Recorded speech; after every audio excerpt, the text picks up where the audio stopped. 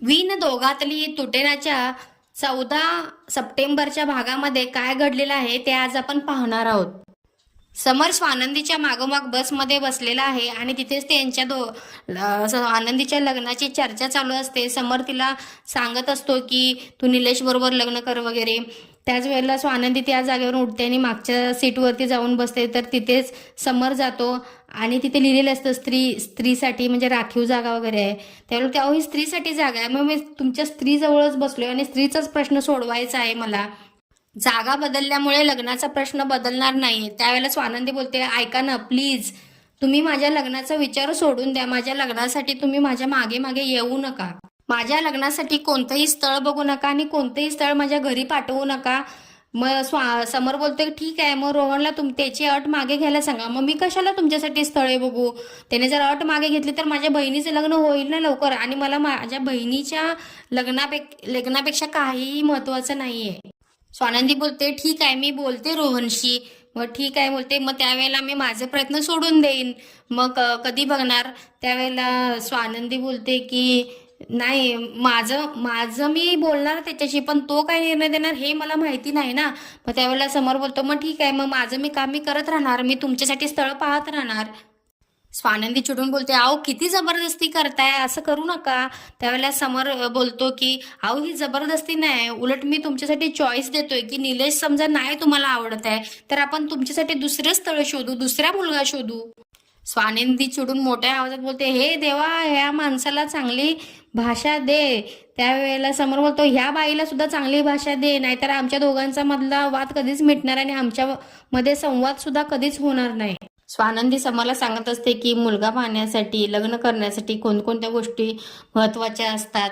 की मुलगा चांगला पाहिजे, त्यांच्या आणि आपल्यामध्ये बोलणं झालं पाहिजे, पुन्हा चांगलं काय मन जुळतायत काय नाही, चांगल्या गोष्टी, आवडत्या गोष्टी, असं सगळं हे केलं पाहिजे आणि त्याच्यानंतर हे लग्न जुळतात. त्यावेळेला समोर बोलतो, या तुमच्या प्रोसेस आहेत ना, या जरा लवकर लवकर आवरा ना, म्हणजे कसं लवकर लवकर आपल्याला पुढे जाता येईल.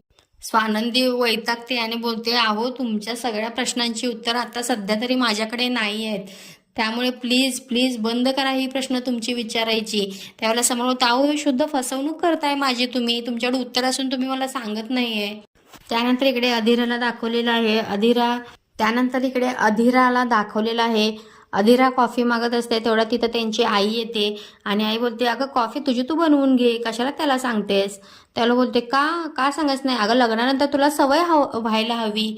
बरं ठीक आहे मम्मा बोलते, आणि मी आता बाहेर चालले, नाही तर नंतर बोलशील की मी तुला सांगून गेले नाही. आणि तुला माहिती आहे का, मी माझ्या लग्नाच्या प्रत्येक फंक्शनसाठी मी जे ड्रेस हे करणार आहे त्याचा आउटफिट तयार करायला चालले. त्यावेळेला आई बोलते की तुझ्याकडे पैसे आहेत का तेवढे? अधीरा बोलते, पैसे पैसे म्हणजे पिंट्या दादा देईल ना. त्यावेळेला आई बोलते, अगं तसं नाही, तुझा नवरा कसा जरा मध्यम वर्गातला ना, त्याच्याकडे पैसे नाही आहेत तेवढे तुझा एवढा खर्च हे करण्यासाठी. नंतर तोच बोलेल की त्याच्याकडून पैसे घेतलेले मला काय आवडलेले नाहीत. आणि त्यावेळेला आता तू समजा खर्च करतेस, ते तिथे गेल्यानंतर तू जर खर्च करायला लागलीस, त्यावेळेला नवरा तुझा बोलणार नाही का तुला की माझ्याकडे एवढे पैसे नाही, तुला जर एवढं सगळं हवं असेल तर तुला तुझी तू नोकरी कर आणि तुला खर्च करायचा आहे तो कर. मग त्यावेळेला अधीरा बोलते, एवढं कशासाठी? पिंट्या दादा देईल ना मला पैसे. अरे मग त्याची आई बोलते, पिंट्या दादा देईलच ग, पण तुझ्या नवऱ्याला पटलं पाहिजे ना, तुझ्या सासरच्यांना पटलं पाहिजे की तू पिंट्या दादाकडून पैसे घेतेस. त्यांना नाही आवडलं तर काय करणार? त्यामुळे सांगते की सगळ्या गोष्टींची आत्तापासूनच सवय करून घे. अगं मम्मा, पिंट्या दादा त्यांच्या घरी गेला होता ना, त्यावेळेला सगळ्या ह्या गोष्टी सॉर्ट आउट करून झाल्या आहेत, त्यामुळे तू काही टेन्शन घेऊ नको. त्यामुळे पिंट्या दादाने या सगळ्या गोष्टीवर काहीतरी मार्ग नक्कीच काढला असेल, त्यामुळे जास्त टेन्शन नको घेऊ. अगं तुझा पिंट्या दादा तिथे जाऊन ना काय बोललेला असणार आहे, बिझनेस लेवलचं बोललेलं असणार आहे की हे ठरवूया ते ठरवूया ते ठरवूया, म्हणजे स्वतःच सगळं ठरवून रिकामा झालेला असणार आहे, त्यांना काय विचारलंच नसणार आहे. मग त्यामुळं अधीरा बोलते, मग ठीक आहे ना, मग चांगलंच आहे, त्यांना काय नाही सांगत आहे, तो स्वतःच सगळं करतोय, हे चांगलीच गोष्ट आहे. कसं आहे ना बाळा, हे बिझनेस टाईप सारखं आपण असं बोलून की सगळं आपणच ठरवलं तर त्यांना ते आवडणार आहे का? सासरच्यांना कसं मान दिलेला आवडतो, त्यांच्या गोष्टी समजून सांगायला, त्यांच्याकडच्या गोष्टी घ्यायला, हे करायला त्यांना खूप आवडतं. अधीराची आई सांगत असते की समज तू तिथे जाऊन तू ऑर्डर दिलीस की मला कॉफी हवे, त्यावेळेला सासू काय बोलेल तुझी की हिलेला करता येत नाही काय, तिथे आता नोकर वगैरे नसणार, त्यावेळेला तू असं कसं करू चालणार, तुला तिथे जाऊन सगळं काम करावं लागणार. सगळं एवढं त्यांचं छोटं घर 2 BHK आहे, या एवढ्या मोठ्या घरातून तू तिथे जाणार, तुला सगळं होणार आहे का, तुला सगळं मॅनेज करता येणार का. मग त्यावेळेला ते बोलते, अगं मॉम राहू दे, सगळ्यात महत्त्वाचं म्हणजे माझं रोहनवरती प्रेम आहे आणि त्याच्यासाठी मी काहीही करू शकते.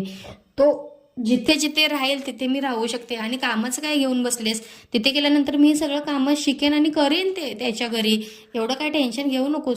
एवढं सगळं बोलून झाल्यानंतर अधिरा आईला बोलते की आई, मी माझ्या सासरच्या माणसांचा अपमान नाही सहन करणार. त्यानंतर इकडे स्वानंदीची आई बाबांजवळ येऊन बोलत असते की बघा ना किती छान आहेत, किती छान स्थळ आणलंय, समर राजवाड्यांनी चांगलं स्थळ आणलंय, मुलगा किती छान आहे, मला खूप आवडला.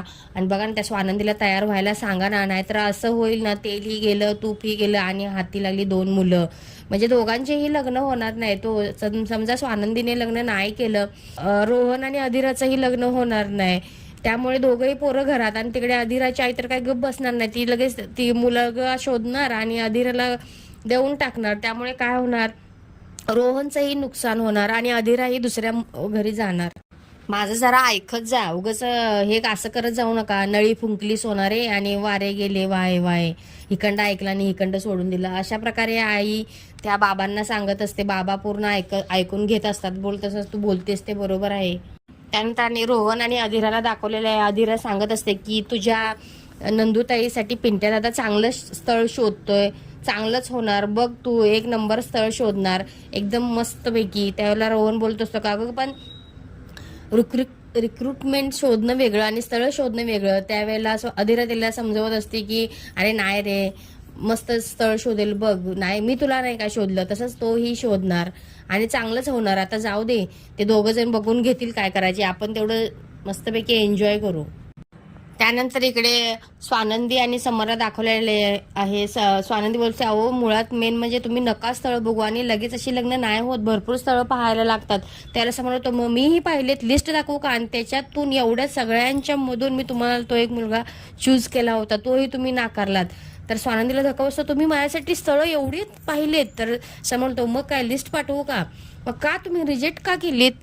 मग तो सांगायला चालू करतो की एक मुलगा असतो, तो परदेशात इकडे तिकडे भटकंती करत असतो, पुन्हा एकाला पगार कमी, पुन्हा एकाचं कुटुंब मोठं आहे आणि एका मुलाला पगार कमी होता म्हणजे 1 लाख होता, आणि त्या 1 लाखात कसं तुम्ही जगणार, कसं, आणि ते कुटुंब मोठं, एवढं कसं होणार, कसं जमणार सगळं. आणि एक मुलगा होता तो सतत फिरतीवर, मग तुम्ही एकट्या राहणार, मग याला काय लग्न करून काय उपयोग. त्यानंतर स्वानंदी त्याला बोलते, अहो तुमची बहीण ज्या मुलाच्या प्रेमात पडले ना, म्हणजे माझ्या भावाच्या, त्याला 70,000 पगार आहे, मग हा विचार तुम्ही का नाही करत आहे.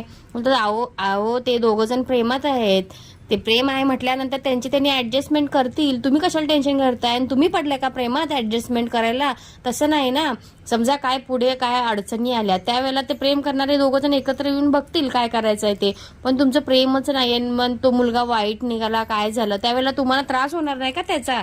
स्वानंदी बोलते, ठीक आहे, मला कळालं, खूप घाई आहे आपल्याला, मी रोहनला कन्व्हिन्स करायचा प्रयत्न करते आणि बघूया काय होतंय ते. मग कधी, मग समरचं चालू होतं, मग कधी करणार, मग कसं करणार, मग रोहन होणार का, हे सगळं असं चालू होतं. त्यावेळेला अधिरा स्वानंदी पुन्हा चिडताना बोलतो, अहो तुम्ही घड्याळ आणि असं नका करू, व्यवस्थित हे करा, मला माझं बघू दे आयुष्याचं, तुम्ही नका माझ्या आयुष्यात पडू, असं म्हणून स्वानंदी तिथून उठते.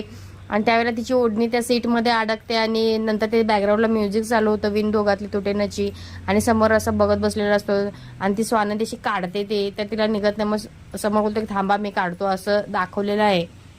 त्यानंतर इकडे स्वानंदी ऑफिसमध्ये पोचते आणि तिथे तिची एक मुलगी वाट पाहत बसलेली असते, तिचं नाव वैशाली असतं.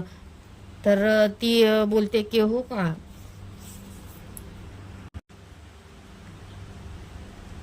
त्यानंतर स्वानंदी ऑफिसमध्ये आलेली दाखवली आहे. ऑफिसमध्ये स्वानंदीची वाट एक वैशाली नावाची मुलगी पाहत असते. मग ती येते आणि बोलते, हाय काय म्हणजे तुम्हाला काय ट्रॅव्हल्स वगैरे बद्दल माहिती हवी आहे का, कुठे जाणार आहात तुम्ही, असं वगैरे चौकशी चालू असते. ते बोलते, ताई नाही, मला तुमच्याशी जरा महत्त्वाचं बोलायचं आहे, मला जरा थोडं पर्सनली बोलायचं आहे, मग आपण जाऊया का दुसरीकडे, असं.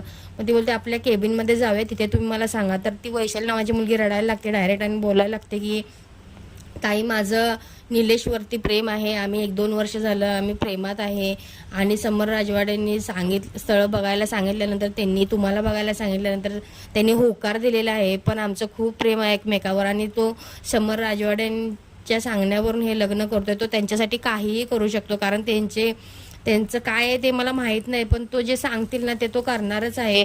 त्यामुळे प्लीज ताई तुम्हीच नकार द्या या लग्नाला. त्यावेळेला स्वानंदी बोलते, अगं बरं झालं तू मला आत्ताच सांगितलंस ते, आणि मी तुमच्या दोघांच्या मध्ये नाही येणार आहे. पाहिजे तर फोन लाव त्यांना, मी सांगते तो नंबर पाठवा. आणि स्वानंदी त्यांच्याकडून नंबर घेते आणि त्यांना सांगते की हा निलेश बोलताय का. त्यावेळेला निलेश समरच्या बरोबरच असतो आणि त्यावेळेला फोन वाजल्यानंतर निलेश बोलत असतो की हा बोला, ही बोलते मी स्वानंदी बोलते आणि मला तुमच्याशी लग्न नाही करायचं आहे आणि माझा नकार आहे या लग्नाला. असं बोलल्यानंतर ते बोलतात की बरं बरं ठीक आहे. आणि त्यानंतर स्वानंदी वैशालीला बोलते, बघ मी तुझ्या समोरच सांगितलेलं आहे आणि तुझ्या टेन्शन घेऊ नको आणि तुमच्या लग्नाला बोलव हा मला, आणि तुमच्या लग्नाचं कधी काय होते ते सांग आणि बोलव मला, अशी म्हणून सांगते. मग ती बोलते की थँक्यू ताई, तुम्ही माझ्यासाठी एवढं केलं, पण हे सांगू नका कोणाला की मी इथं आलेली वगैरे असं. मग स्वानंदी बोलते बरं ठीक आहे, मी कोणाला काय सांगणार नाही. आणि नंतर मग ती मुलगी तिथून निघून जाते. त्यानंतर इकडे समरला कळतं की तिने नकार दिलेला आहे. मग समर निलेशच्याच फोनवरून फोन लावतो आणि इथेच हा एपिसोड संपवलेला आहे. हा एपिसोड तुम्हाला कसा वाटला ते चॅनलच्या कमेंट बॉक्समध्ये नक्की सांगा आणि चॅनलला शेअर करा, सबस्क्राईब करा व लाईक करा. धन्यवाद.